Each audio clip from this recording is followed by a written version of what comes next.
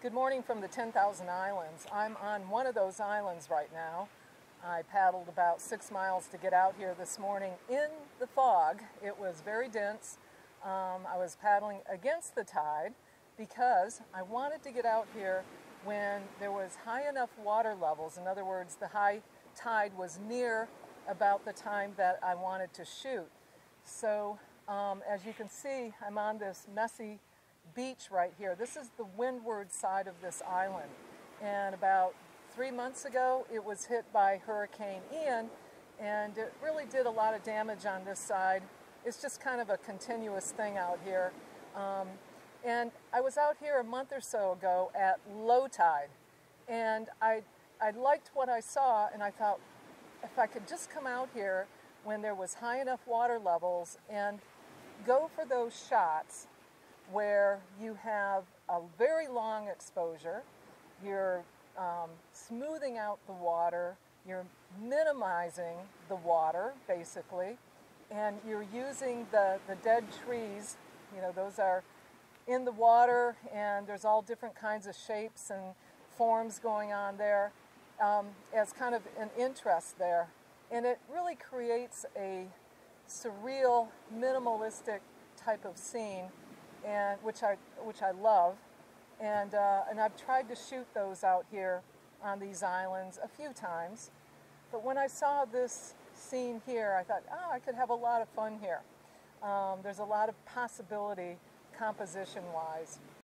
So what I'm shooting for is an exposure that's somewhere between 10 and 20 seconds, and that's something you have to play with when you start shooting and thinking, okay, 15 seconds, maybe that is too long, pull it back to 10 seconds. You'll find that when you get to 10, 15, 20 seconds, there's not a huge difference among those as far as how the water is going to look. So you have a lot of room to play with there with this type of water setting.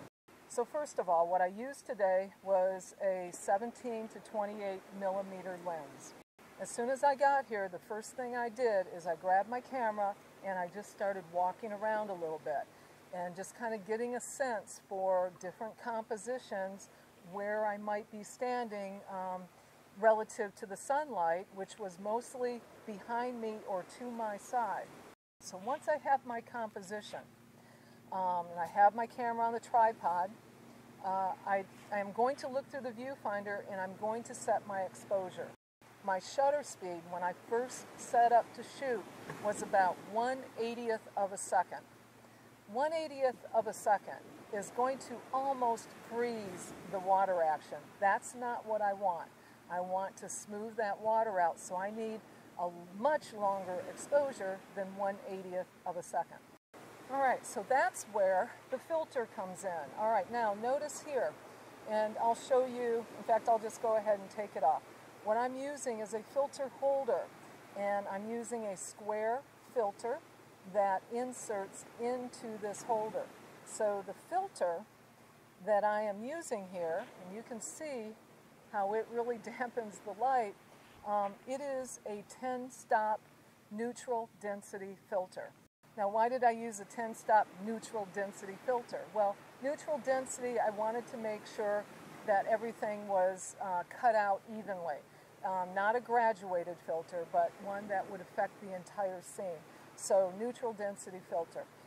I used a 10-stop because it is daylight, there's a lot of light here, and I wanted to make sure that I was able to get into that 10 to 20 second range of shutter speed.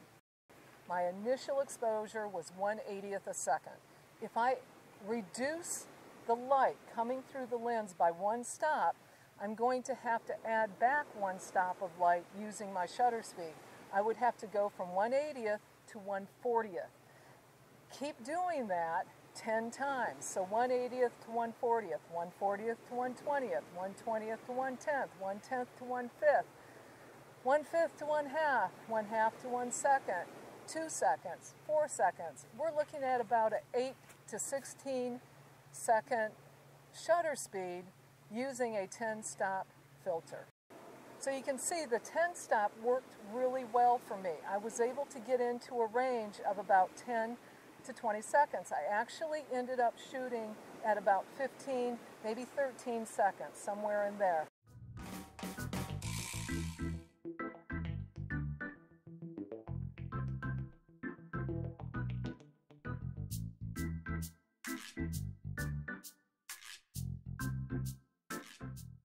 Okay, so for these long exposure shots, you need some things. You need a tripod. It doesn't have to be a wide angle lens, but for where I was today, that worked out best.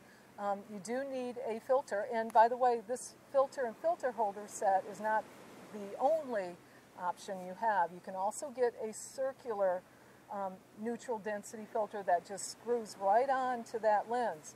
So either way, that will work. But you are going to need filters to get that long exposure. Lastly, you want to make sure that you have a cable release or a remote control, or at the very least, make sure you set up with your self-timer. And that's all there is to it. The rest of it is up to you. Composition is everything with these shots. You're going for a minimalistic look, a moody, surreal type of scene. So composition is very key. So be very mindful of it. Take lots of shots, lots of different shots. Switch to vertical, zoom in, zoom out. All the possibilities are out there for you. Thanks for looking on. I gotta get back in my boat and get paddling back home.